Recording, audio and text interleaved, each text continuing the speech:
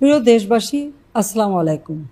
ইনশাআল্লাহ এটুকু কথা দিতে পারি, যদি আওয়ামী লীগ আবার আপনাদের সেবা করার সুযোগ পায়, প্রিয় দেশবাসী আমার, আমি অবশ্যই আপনাদের জীবন মান উন্নত করা, জীবনের নিরাপত্তা দেওয়া অবশ্যই আমরা করতে পারবো। সে আত্মবিশ্বাস আমাদের আছে। আজকে কারাগারে আমাদের নেতাকর্মীরা এই বিজয়ের, যাদের জন্য বিজয়, সেই মুক্তিযোদ্ধা, তারা আজ কারাগারে বন্দী। প্রতিটি রক্তবিন্দুর হিসাব নেওয়া হবে। মুক্তিযুদ্ধের বিরুদ্ধে এত রাগ কেন? দেশটা স্বাধীন না হলে জিয়াউর রহমান মেজরই থাকতো, মেজর জেনারেল হতো না। আর আজকে যারা বিভিন্ন পদে উঠেছেন বা বাংলাদেশের প্রধানমন্ত্রী হয়েছেন, বাংলাদেশই হতো না, প্রধানমন্ত্রী তো দূরের কথা। তাহলে লজ্জা করে না মুক্তিযুদ্ধের সমস্ত ইতিহাস মুছে ফেলা, চেতনা মুছে ফেলা? আর ইনুস বাটপাড়ের কথা বলবো না, কারণ তার তো কোনো কিছু নাই। সে তো এই বাটপাড়ি করে সারা বিশ্বে তার একটা মিথ্যা ভাবমূর্তি তৈরি করেছে। এখন তো তার যে, সে যে একটা খুনি, দুর্নীতিবাজ, সে যে একটা বাটপার, এটা আজকে প্রমাণিত সত্য। তা এখানে আওয়ামী লীগের প্রত্যেকটা নেতাকর্মীকে জনগণের পাশে দাঁড়াতে হবে। সব কিছু আজকে ধ্বংস করে দিয়েছে। আজকে অর্থনীতি ধ্বংসপ্রাপ্ত। যে পাকিস্তানের লোকরা একসময় বলতো যে আমাদের বাংলাদেশ বানিয়ে দাও, আজকে সেই পাকিস্তান উঠে গেছে আর আমরা নিচে নেমে গেছি। এবং এটা যে পরিকল্পিতভাবে করা হলো। আমরা বিজয়ী জাতি, 1971 সালে আমরা বিজয় অর্জন করেছি। সে বিজয়ের ইতিহাস মুছে দিয়ে পরাজিতদের পা চাটতে যাচ্ছে এরা। কাজে এদের চেহারাটা চিনে রাখেন। ইনশাআল্লাহ দিন আসবেই। আর আমি যখন আছি বেঁচে, অবশ্যই আল্লাহ সেই সুযোগ দেবে, এ বিশ্বাস আমার আছে। আজকে একবার চিন্তা করেন তো, এখন যে ইরান এবং ইউএসের মধ্যে যুদ্ধ, যেখানে যেখানে ইউএসের ঘাঁটি, ইরান সেখানে হামলা করছে। আজকে যদি বাংলাদেশে সেই সেন্ট মার্টিন দ্বীপ হোক আর বাংলাদেশের যে কোনো অঞ্চল হোক, আমাদের সোনাদিয়া দ্বীপ বা মহেশখালী, এখানে যদি তাদের ঘাঁটিটা থাকতো, তো এই বোমার আঘাতটা তো এখানে এসেও পড়তো। আওয়ামী লীগ নিষিদ্ধ করেছে। আওয়ামী লীগ নিষিদ্ধ করবার কোনো অধিকার এই অবৈধ ক্ষমতা দখলকারীদের নাই। অবস্থায় একটা দেশ চলতে পারে না। মিথ্যা মামলা দিয়ে হয়রানি করে মিথ্যা মিথ্যা সাজা দিলে সেটা সাজা না। দরকার এই মামলা আন্তর্জাতিক আদালতে নিয়ে যাচাই করে দেখব যে কীভাবে তারা সাক্ষী নিল, কীভাবে তারা মামলা করলো, কতটুকু এর মধ্যে যৌক্তিকতা আছে। তারা কিছু দেখাতে পারবে না। খুব লম্বা লম্বা কথা বলছিল, আমার মামলা আন্তর্জাতিক আদালতে নেবে। যেখানে যত আদালতে নিয়েছে সেগুলি খারিজ হয়ে গেছে। এটা শুধু হেয় প্রতিপন্ন করা, একটা বদনাম করানো, যে 1400 লোক আমি হত্যা করেছি। আজ পর্যন্ত 1400 লোকের কোনো তালিকা দিতে পেরেছে? দেখাতে পেরেছে? দেখাতে পারবে না। যত হত্যাকাণ্ড ওই খুনি ইনুস এবং তার দোসর জামাত বিএনপি এরা মিলেই করেছে। এটা হলো বাস্তবতা। আমরা কোনো হত্যা করিনি।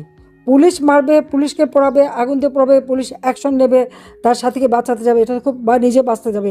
এটা তো এখন এই ইনুস ক্ষমতায় থাকতো তো পুলিশ কমিশনার নিজেই বলেছে। তাহলে আবার শাস্তি হয় কীভাবে, বিচার হয় কীভাবে? আর আমি ক্ষমতায় থাকতে আন্দোলনকারীদের হত্যা করেছি, এই বিচার যদি হয়, তো এই জিয়াউর রহমানের আমলে যত হত্যাকাণ্ড হয়েছিল, এরশাদের আমলে, খালেদা জিয়ার আমলে, সবারই বিচার করতে হবে। সবার বিচার হবে।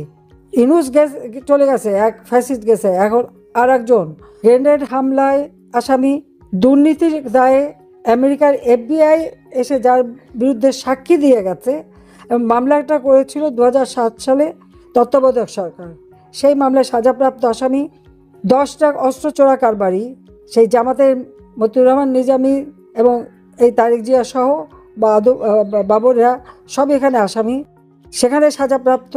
আজকে আমি দেখতে পাচ্ছি যে যারা খুব দুর্নীতিবাজ হয়, সাজাপ্রাপ্ত হয়, তাদেরই যেন কপাল খুলে যায়, তারাই আসে ক্ষমতায়।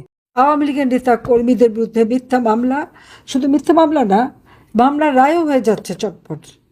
হত্যার রায়, খুনের রায় এত দ্রুত হয়, এটা বোধহয় কেউ দেখেনি। আর বাংলাদেশে যে বিচার বিভাগ এইরকমভাবে অস্ত্র শস্ত্র লাঠি সোটা নিয়ে, রামদা চাপাতি চাইনিজ কুড়াল নিয়ে চিফ জাস্টিস থেকে শুরু করে 29 জন জজকে পদত্যাগে বাধ্য করেছে। আর যাদের বাধ্য করতে পারেনি তাদের চাকরি থেকে বের করে দিয়েছে। কেন? এখান থেকেই তো বোঝা যায় যে কত বড় ধোঁকাবাজি করে মানুষকে বোকা বানিয়ে আজকে এই ঘটনাটা করে দেশের সর্বনাশটা করে দিয়েছে। আজকে অর্থনৈতিক অবস্থা চরম বিপর্যয়, ঋণের বোঝা মানুষের কাঁধে, নিরাপত্তা বলে কিছু নেই মানুষের জীবনে, সামাজিক নিরাপত্তাও বন্ধ, টিকা দিতে পারে না, টিকা ক্রয় করা হয়নি, টিকার অভাবে শত শত শিশু প্রতিনিয়ত মারা যাচ্ছে, এ নিয়ে মাথা ব্যথা নেই। এইরকম একটা দুর্বিষহ অবস্থা চলছে। আজকে যখন দেখি আমার দেশের মানুষ এভাবে কষ্ট পাচ্ছে, প্রতিনিয়ত মায়ের কোল খালি হচ্ছে। হ্যাঁ, আমাকে চাই নাই, এক দফা দিয়েছিল, সবকিছু আমি মানি, কিন্তু আমি মানুষের এই কষ্ট তো দেখা যায় না। কাজে আমি ফিরে আসবো, খুব দ্রুতই আমি ফিরে যাব। হ্যাঁ, আমাকে ফাঁসির হুকুম দেওয়া হয়েছে। আমি বলবো হ্যাঁ, আপনারা ফাঁসি যে কোথায় দেবেন রেডি করেন, কোন জেলে রাখবেন সেটাও তৈরি করেন। আমি সময় হলে ফিরে আসবো। যদিও আমার পাসপোর্ট বন্ধ, আমার মুভমেন্ট বন্ধ, তা আমি বলবো সে আমার পাসপোর্ট চালু করে দিতে হবে যেন আমি ফিরে আসতে পারি, অথবা যে প্লেনে করে আমাকে এখানে রেখে গেছে সেই প্লেন পাঠান, আমি চলে যাচ্ছি। আমি মানুষের পাশে দাঁড়াবো।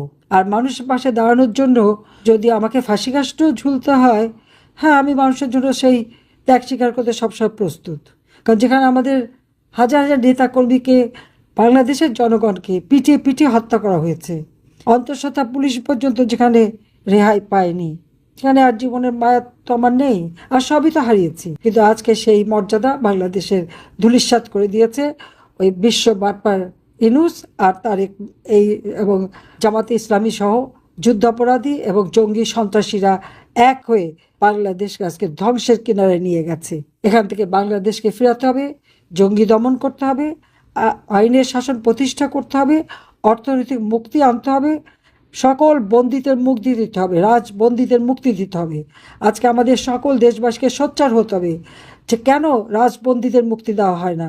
10টা 15টা 100টা মামলা দিয়ে, কয়েকটা জামিন দিয়ে, একটি মামলা দিয়ে আটকে রাখা হচ্ছে, হাতে হ্যান্ডকাপ, ডান্ডা বেড়ি পড়ানো হচ্ছে। কিসের জন্য? এটা জেল কোডও মানা হচ্ছে না। কাজে এই জন্য সবাইকে সোচ্চার হওয়ার জন্য, রাজবন্দীদের মুক্তি চাই এবং আমরা গণতন্ত্র ফিরে চাই। এবং মানুষের যে আজকে ভাত কাপড়ের অভাব, সেই ভাতের অভাব, ওষুধের অভাব, চিকিৎসার অভাব, শিক্ষার অভাব, সমস্ত জায়গায় দলীয়করণ করা হয়েছে। সেগুলি সব বন্ধ করে আবার নিয়ম শৃঙ্খলা ফিরিয়ে আনে দেশের মানুষের ভাগ্য পরিবর্তন করতে হবে। এবং সেটা ইনশাল্লাহ একমাত্র আওয়ামী লীগই পারে, আওয়ামী লীগই করবে। মানুষের পাশে আওয়ামী লীগ সবসময় আছে। এটা আওয়ামী লীগ সংগঠন, জনগণের সংগঠন। এই সংগঠনকে কোনো অবৈধ ক্ষমতাধারীরা তারা এটাকে নিষিদ্ধ করতে পারে না। নিষিদ্ধ করলেই আওয়ামী লীগ নিষিদ্ধ হয়ে যায় না, যায় নাই। আওয়ামী লীগ করে শুনলেই তাদের উপরে হামলা করতে হবে, ছাত্রলীগ শুনলে হামলা করতে হবে কেন? কী অপরাধ করেছে? 1949 সালে আওয়ামী লীগ প্রতিষ্ঠা লাভ করেছে, 1948 সালে ছাত্রলীগ। বাংলাদেশের সবকটা অর্জনের পিছনে আওয়ামী লীগ, ছাত্রলীগ। এই স্বাধীনতা অর্জন করেছে আওয়ামী লীগ সংগঠন, বাংলাদেশের মানুষকে জাতির পিতা বঙ্গবন্ধু শেখ মুজিবের নেতৃত্বে সুসংগঠিত করে। আর সেই সংগঠন তারা রাখবে না। একটা গোষ্ঠী বা একটা সংগঠনকে যদি কেউ সম্পূর্ণভাবে খতম করতে চায়, এই যে আওয়ামী লীগের নেতাকর্মী, পুলিশ, সব এক একটা গোষ্ঠী ধরে ধরে হত্যা করছে, সংখ্যালঘু সম্প্রদায়ের উপর হামলা, এই সংখ্যালঘু সম্প্রদায়কে হত্যা করে শেষ করে দেওয়া, এটাই গণহত্যা। আমি শুধু এটুকুই বলবো যে আজকে বাংলাদেশ একেবারেই ভালো অবস্থায় নাই। এই যে অগণিত নেতাকর্মীর উপর যে নির্যাতন করে যাচ্ছে, এর জবাব একদিন ইউনূসকে দিতে হবে। আজকে আমাদের দেশের মানুষের সমস্ত কল্যাণের জন্য আমরা কাজ করেছি। তো এই অবস্থা থেকে দেশকে রক্ষা করতে হবে, এই অবস্থা থেকে দেশের মানুষকে মুক্তি দিতে হবে। আমি আমাদের নেতাকর্মীদের একটা কথাই বলবো, কেউ মনোবল হারাবেন না। মনে রাখতে হবে আমরা বঙ্গবন্ধু শেখ মুজিবের সৈনিক। তার আদর্শ বুকে ধারণ করে যে কোনো পরিস্থিতি মোকাবেলা করার সক্ষমতা আওয়ামী লীগ রাখে। আমাদের অনেক নেতাকর্মী কারাগারে বন্দী, আহত, নিহত, ঘরহারা, মানবেতর জীবনযাপন করছে। তাদের পাশে আমাদের দাঁড়াতে হবে, যে যেভাবে পারবে। দেশি প্রবাসী সকলকে আমি আহ্বান জানাচ্ছি, আওয়ামী লীগ আছে, আওয়ামী লীগ থাকবে। সবাইকে ধন্যবাদ। জয় বাংলা, জয় বঙ্গবন্ধু, বাংলাদেশ চিরজীবী হোক। খোদা হাফেজ।